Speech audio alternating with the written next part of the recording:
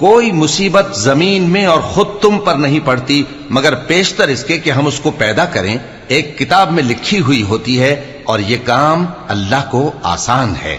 تاکہ جو فائدہ تمہیں حاصل نہ ہو سکا اس کا غم نہ کھایا کرو، اور جو تم کو اس نے دیا ہو اس پر اترایا نہ کرو، اور اللہ کسی اترانے اور شیخی بگارنے والے کو دوست نہیں رکھتا جو خود بھی بخل کریں اور لوگوں کو بھی بخل سکھائیں،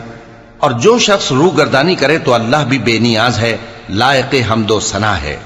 ہم نے اپنے پیغمبروں کو کھلی نشانیاں دے کر بھیجا اور ان پر کتابیں نازل کی اور میزان عدل، تاکہ لوگ انصاف پر قائم رہیں، اور لوہا پیدا کیا کہ اس میں اسلحہ جنگ کے لحاظ سے زور بھی بہت ہے اور لوگوں کے لیے فائدے بھی ہیں، اور اس لیے کہ جو لوگ بن دیکھے اللہ اور اس کے پیغمبروں کی مدد کرتے ہیں اللہ ان کو معلوم کرے، بے شک اللہ زور آور ہے، غالب ہے۔ اور ہم نے نوح اور ابراہیم کو پیغمبر بنا کر بھیجا اور ان کی اولاد میں پیغمبری اور کتاب کے سلسلے کو وقتاً فوقتاً جاری رکھا، سو بعض تو ان میں سے ہدایت پر ہیں اور اکثر ان میں سے نافرمان ہیں۔ پھر ان کے پیچھے انہی کے قدموں پر اور پیغمبر بھیجے، اور ان کے پیچھے مریم کے بیٹے عیسیٰ کو بھیجا، اور ان کو انجیل عنایت کی، اور جن لوگوں نے ان کی پیروی کی ان کے دلوں میں شفقت اور مہربانی ڈال دی، اور ترک دنیا والی نئی بات تو خود انہوں نے نکال لی، ہم نے ان کو اس کا حکم نہیں دیا تھا،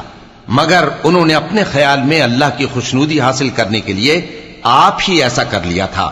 پھر جیسا اس کو نبھانا چاہیے تھا نبھا بھی نہ سکے۔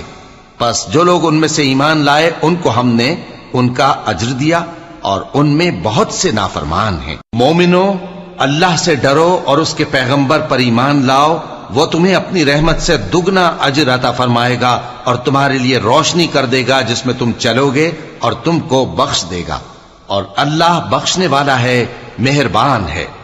یہ باتیں اس لیے بیان کی گئی ہیں کہ اہل کتاب جان لیں کہ وہ اللہ کے فضل پر کچھ بھی قدرت نہیں رکھتے،